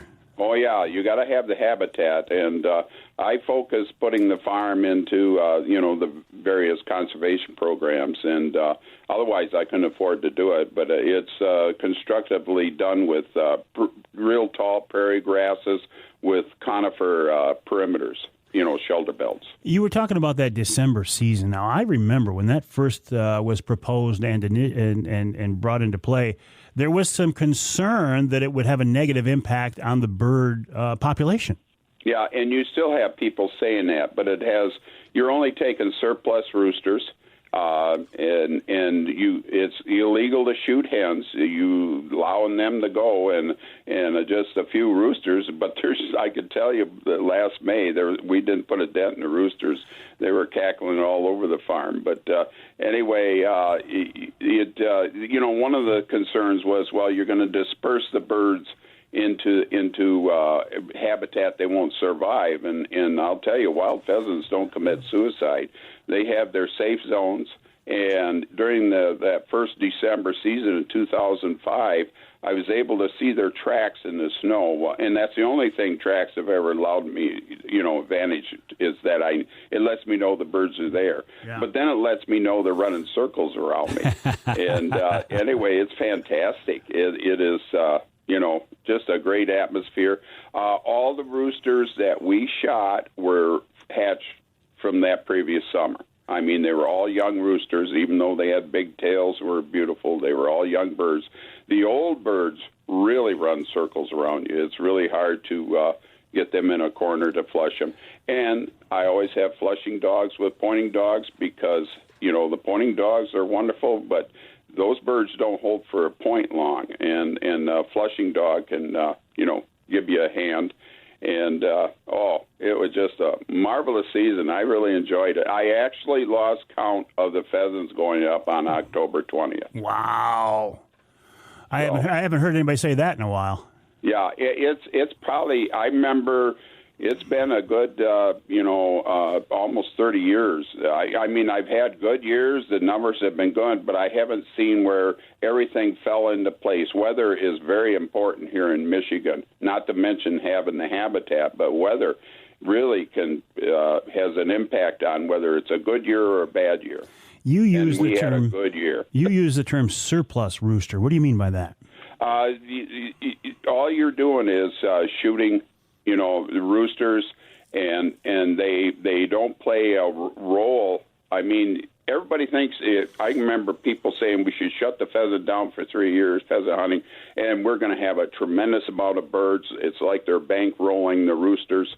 And pheasants, on average, only have a year lifespan in the wild, and if they make that. And when you get a rooster with big spurs that's been around, he's earned those spurs.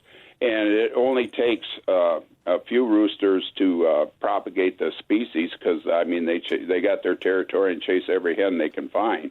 But anyway, I have found that, it doesn't matter how many roosters you take, whether or not you have a good year the following year isn't because you banked a bunch of these old roosters, which isn't even feasible, is the fact that they've had good weather, good nesting, and that's when you have the good years. You were talking about the age of the birds. See, I always used to think that the length of the tail was an indication, but it sounds to me like you're saying look at the spurs. And look at the spurs. The spurs tell all. And actually, when you get a real old rooster with big spurs, he'll definitely have a great big set of tail feathers. And I could tell you the ones that were flushing out of range and changing the zip codes a little bit had really long tail feathers during the pheasant season. How many of those birds you put up opening day cackled? Not a one. The whole season, early season, December season, all the roosters we put up did not cackle. Now, when you hear them out in the field coming in to roost or they're taking off from the roost in the morning, they'll be cackling. They're talking all the time. But when they're being pursued and when they have you after them, they will not cackle on a flush. And I can tell you, there was at least half a dozen occasions where the hunter did not shoot the rooster because he was in a position that he could not identify it. I mean, it was going straight away. He wasn't sure. And I'm glad when they don't shoot. When you're not sure, don't shoot. And other people are saying, rooster, rooster, because from the side they could tell it. But they didn't shoot. And they just don't cackle. And I know it's basically the fact that we have genetically engineered the wild rooster by if they cackled, you shot them. If they held to a point, you shot them. They weren't around to pass their genes on. The smart ones were, the runners, the non-cacklers. I'm putting these non-cackling birds solely on your shoulders because you have been so effective at harvesting these animals over the last few decades, Tom. It's your fault. I've talked to people that in other areas, of southern Michigan, where they'll still cackle, but not in my area. Not in Lowensbury's backyard, they won't. No. And it is great, as you say, that that somebody didn't take a shot because they weren't sure. Even though fellow hunters are saying rooster, rooster, rooster. That. Yeah, you got to appreciate the morals and the ethics of that hunter for sure. Yep. And I had a chance to take some kids out. Pheasant hunting, I always enjoy taking them out. There's been times I've taken the kid out and the dad, and it was the first time for both of them to go after wild pheasants. And I had the one young lad near the opening day. He got his 2 rooster limit, and I tell you, that made my day. We're talking with Tom Lounsbury. It makes my day whenever Tom's on the show here. Talking with Tom Lounsbury, outdoor writer, outdoor radio broadcaster, noted hunting and shooting expert. Here on the Outdoor Magazine Show. We got to take a break. When we come back, I want to talk with Tom more about, let's talk about rabbit hunting, right? It's that time of year. Tom is an avid rabbit hunter. And he has a certain way of approaching his rabbit hunts as he does. Tom doesn't do things haphazardly. He spent enough time outdoors and he's thought about things enough and he's studied them enough that when he heads out in the field, he has a plan and the way he wants to do things. We'll talk more about that after the break right here on Outdoor Magazine.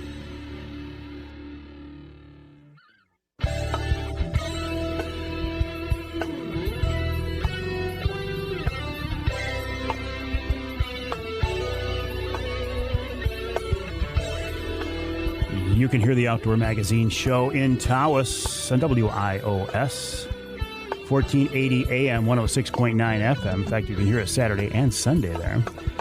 You can hear us in Manistee on WMLQ, 97.7 FM, and you can hear us in Flint on Sports Extra, 1330 WTRX.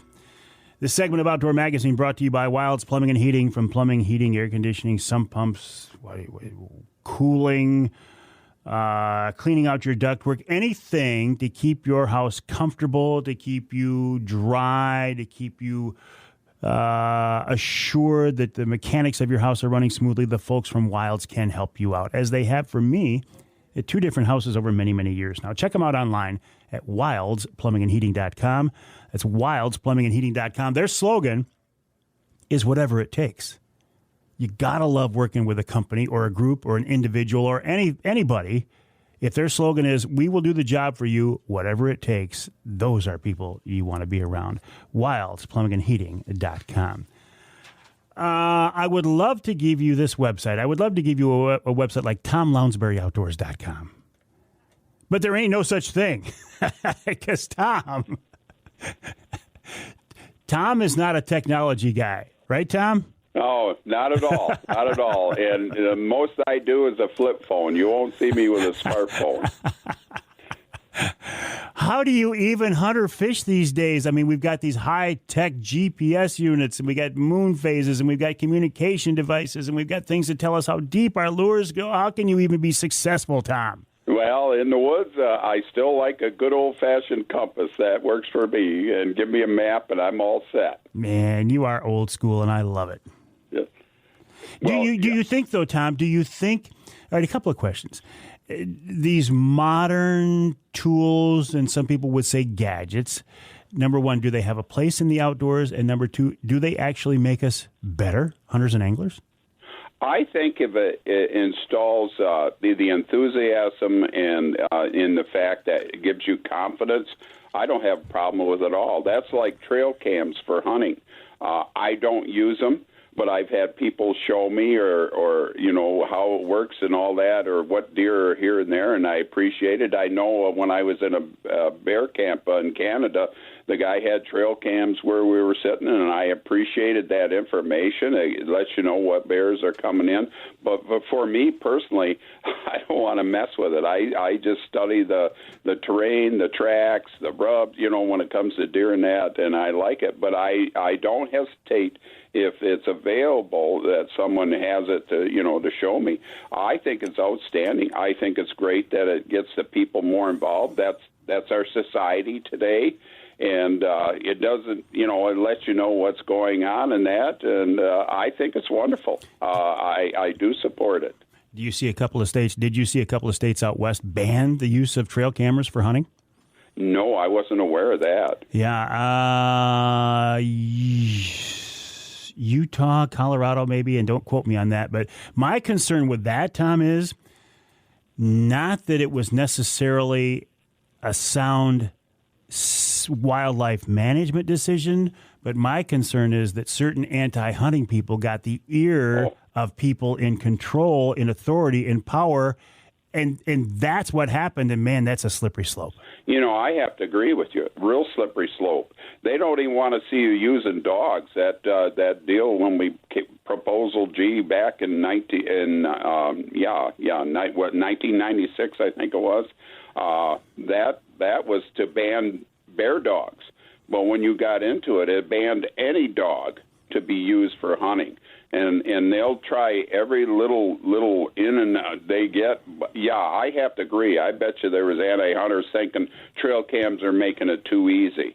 Well, all they do is let you know what's there, and it's up to the hunter to make things work, and that's always been the case. It's up to the hunter to make things work.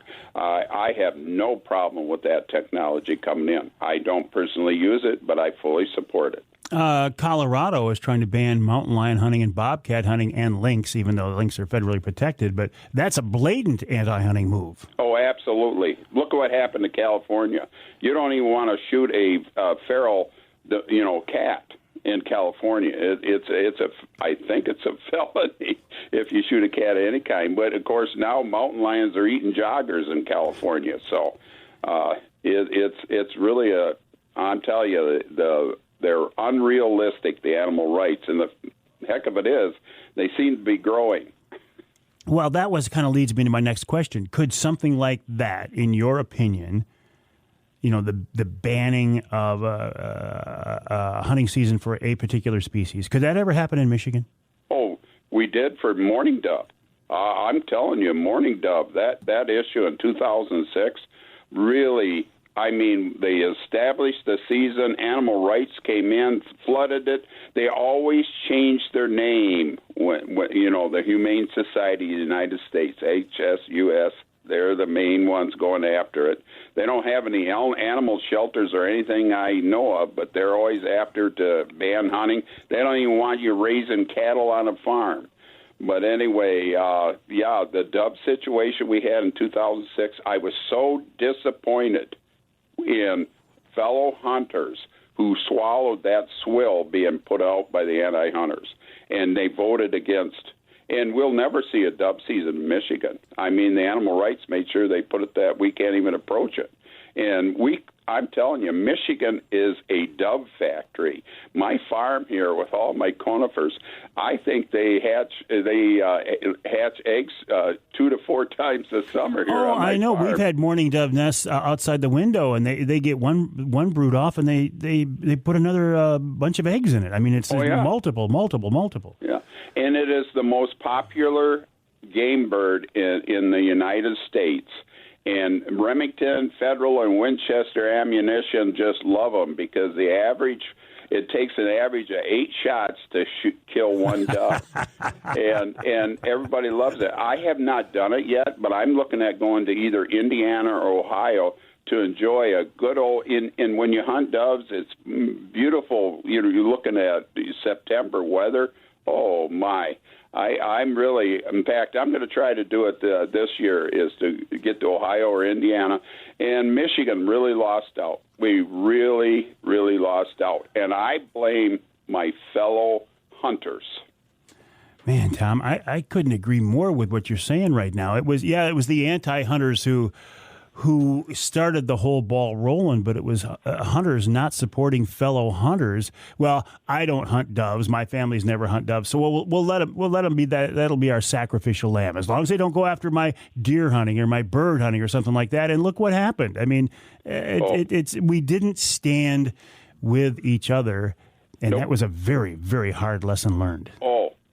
And I hope they don't forget it, because those people aren't going away, and they're going to keep chipping at it. And I agree with you that going after trail cams, that smells real highly of it. And if you remember on the dove issue, the animal rights have no scruples or anything.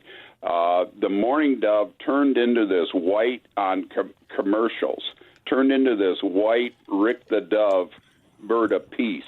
And it had nothing at all to do with the mourning dove. I mean, the money they throw into defeating hunters is amazing.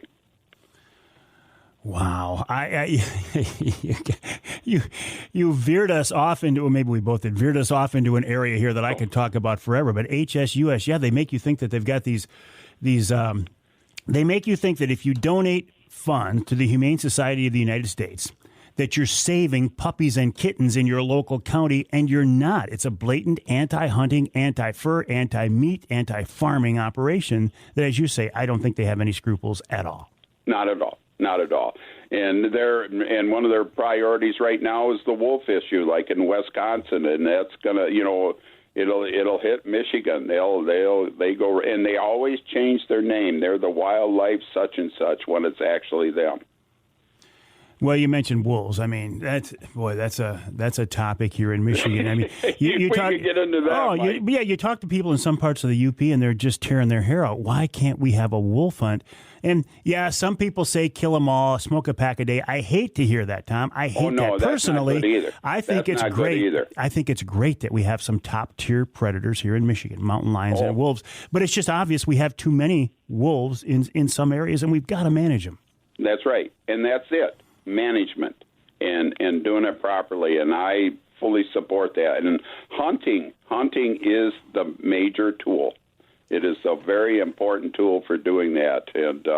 And I hate the thought that our hunter numbers seem to be decreasing each year. Regarding a wolf hunt, if we ever do get one again, I would really like to see them open it up to the houndsmen and the trappers, because then we would reach the quota that is set. Absolutely. It should be opened up to them all. And trapping, I fully support trapping and houndsmen. That's like here in my thumb area.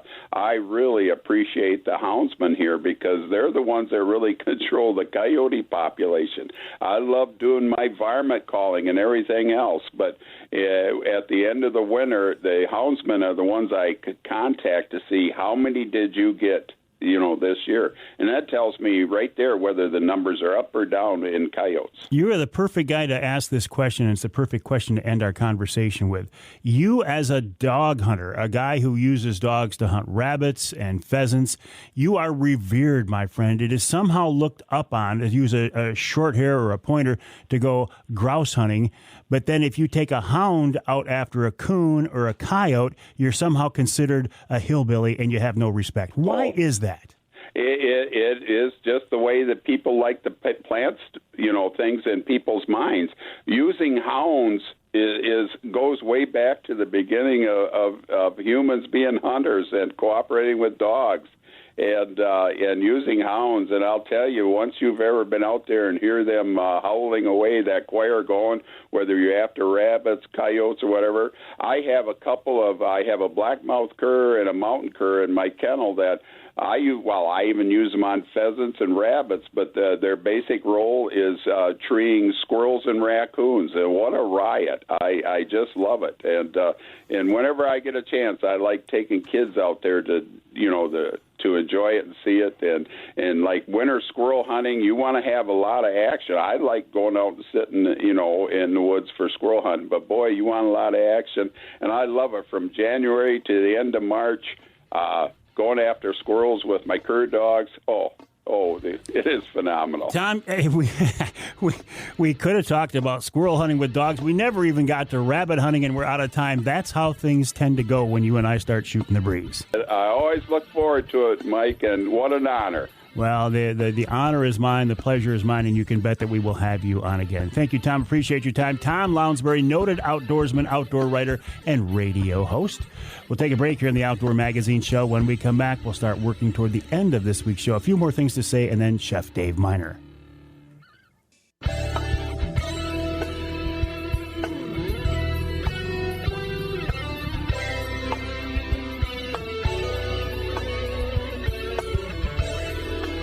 You can hear the Outdoor Magazine show in Holland on WHTC, AM and FM, 1450 AM, 99.7 FM. You can hear us up the coastline in Ludington on News 97, 98, 98.7 WLDN.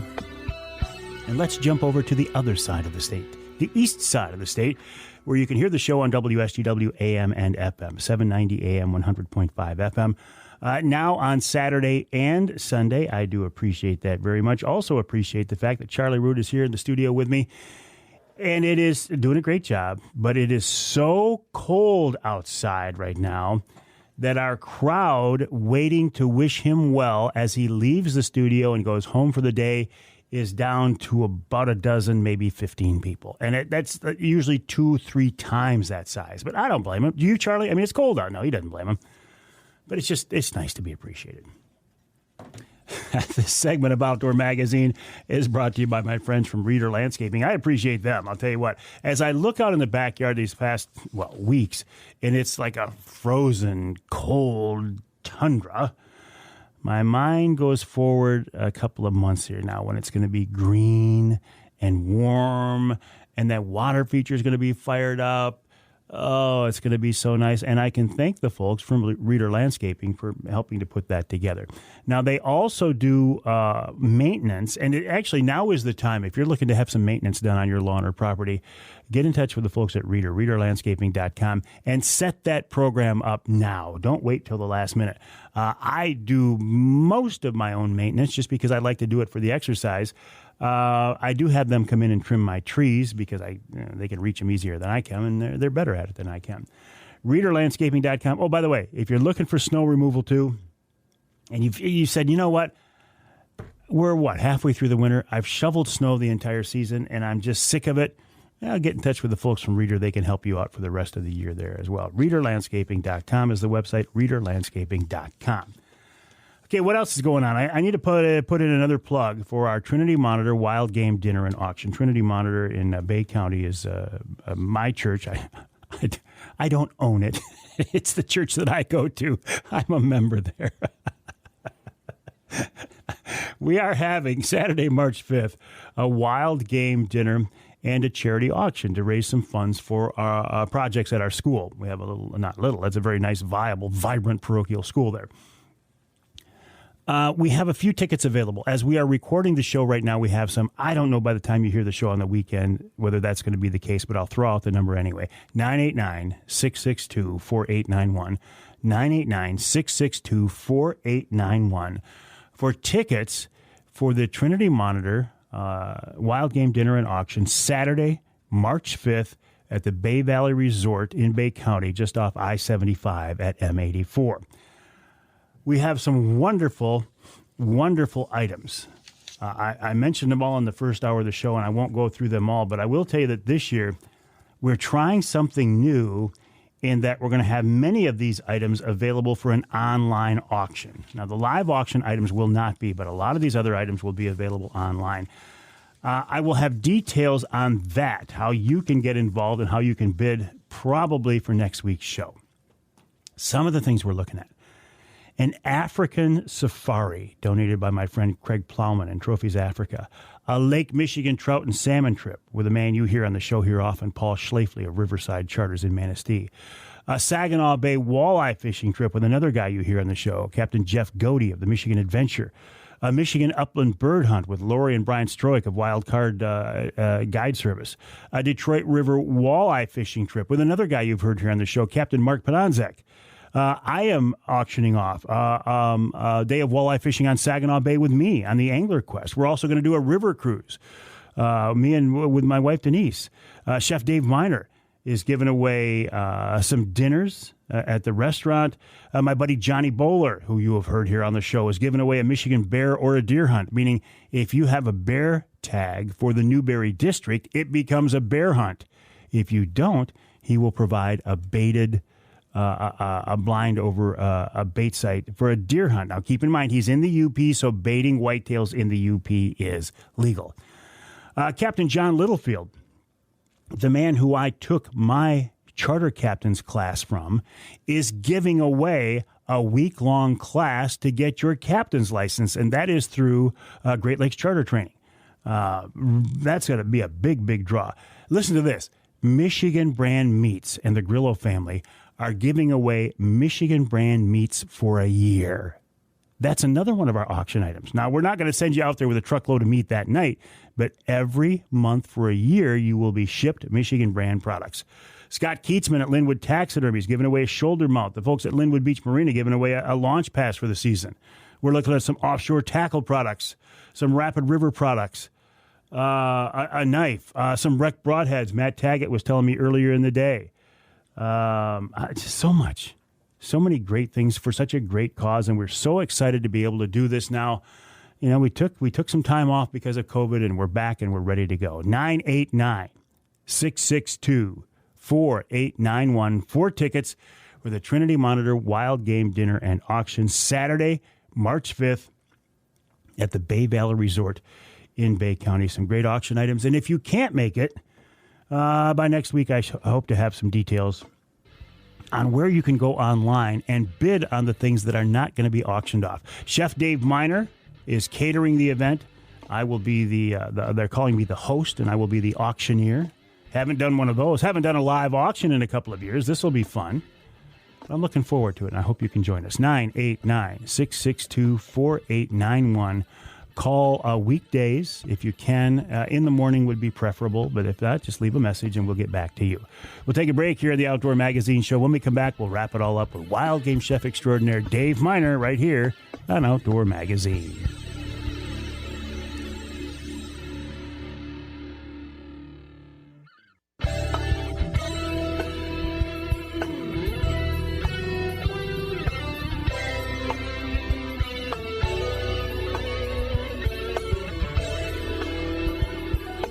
Welcome back to Outdoor Magazine. My name is Mike Avery. So glad to have you along with us as we wrap up this 3-hour journey into this celebration of the outdoor lifestyle here in the great state of Michigan and occasionally beyond. We talk about hunting and fishing and shooting and trapping and wildlife and conservation issues. And you know, if you've been with me before, that we like to wrap up each week's show with wild game chef extraordinaire Dave Minar, and he's with us once again. David, welcome back. How are you? I am very good, Michael, and yourself? I'm doing great. And Dave, I got to tell you, it was so nice to see you and be down at Oscar and Joey's. As you know, we were down there last week. The elders from my church, and even though I'm not an elder, they invited me along. They think somehow we get a little special treatment when I'm with you, Dave. I tell them that's not the case. Dave treats everybody that way. But we were honoring our circuit visitor, Pastor Hutter. And it was just a nice meal, and you did a great job, and I appreciate it. Well, thank you, Mike. That your new interim pastor, they seemed like a pretty nice guy. He's a great guy. And the food was excellent, as always, my friend. Well, thank you so very much. You guys ordered quite an array of things. Before Bayou, you had rabbit. You guys did good. And what did we start out with, as always? Oh, deep-fried crawdaddies. Crawdaddies. It wouldn't be a meal at Dave's without some crawdaddies. I know. We sell a lot of them. People love them. Oh, yeah. It's like, man, it's like addicting, you know? But you know that. Bass and pike and everything else eats them too. Yeah, well, that's why we like to eat fish too, because they eat crawdaddies. I know, yeah. What do you got for us this week, Dave? Well, we were going to do an African lion or a mountain lion or bobcat recipe. And it's a Dijonnaise sauce, so it's got a French mustard. And this is going to be quite a large batch, and so it freezes very well if you don't happen to eat it all up at one time. About 3 pounds of the meat. Now, lion meat and bobcat meat, I've never cooked Lynx, but I'm sure it's probably about the same. All the stuff I've ever bought over the years, I've never had any fat on it, but I like to trim the silver off. And you're going to cut it into cubes by inch and a half, kind of square. You need a couple of medium onions diced up relatively fine, anywhere from 4 to 6 cloves of garlic diced up real fine. And if you're going to do an easy way to do this, get a couple of 2 to 3 jars of beef gravy or quart and a half of water, and you can use that beef base better than bouillon and do it that way. So it's either up to you. I like a couple of tablespoons of the good Dijon mustard. Don't buy the store brand. It's really not as good as some of the French ones. You can get them in Myers or any good grocery store. A couple ounces of bourbon, 3 to 4 ounces of white wine. And if you're going to be drinking wine with this, a Chardonnay, a Chablis, or another dry white wine would go great with this meal. Lots of fresh black pepper that you're going to grind over the meat before you flour it, and olive oil. And if you're using water as opposed to the jars of gravy, you're going to need some cornstarch and a loaf of good, nice French or Italian bread. I'll tell you about that in a minute. And some extra wide noodles, cooked up al dente. So, like I said, you're going to trim all the silver off, dredge the pieces of meat in flour, brown it on all sides real nice. What that's going to do, because the cat meat is not really moist, so you're going to try to brown that off, and that's going to keep the moisture in and the flavor in. So take all of that meat out, remove it to a casserole, and if you got to do it in batches, you might want to wipe out the pan with a paper towel. So you're going to saute the onions and the garlic, and with a little more olive oil, brown them off a little bit, not too much. You don't want to get them too done.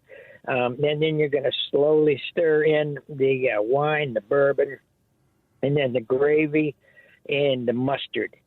So you want to bring this up to a boil, taste it, and see if this is to your flavor.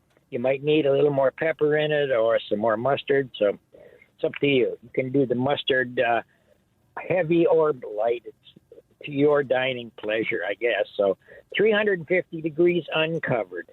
Stir it occasionally because it's going to reduce down and become more thick and flavorful.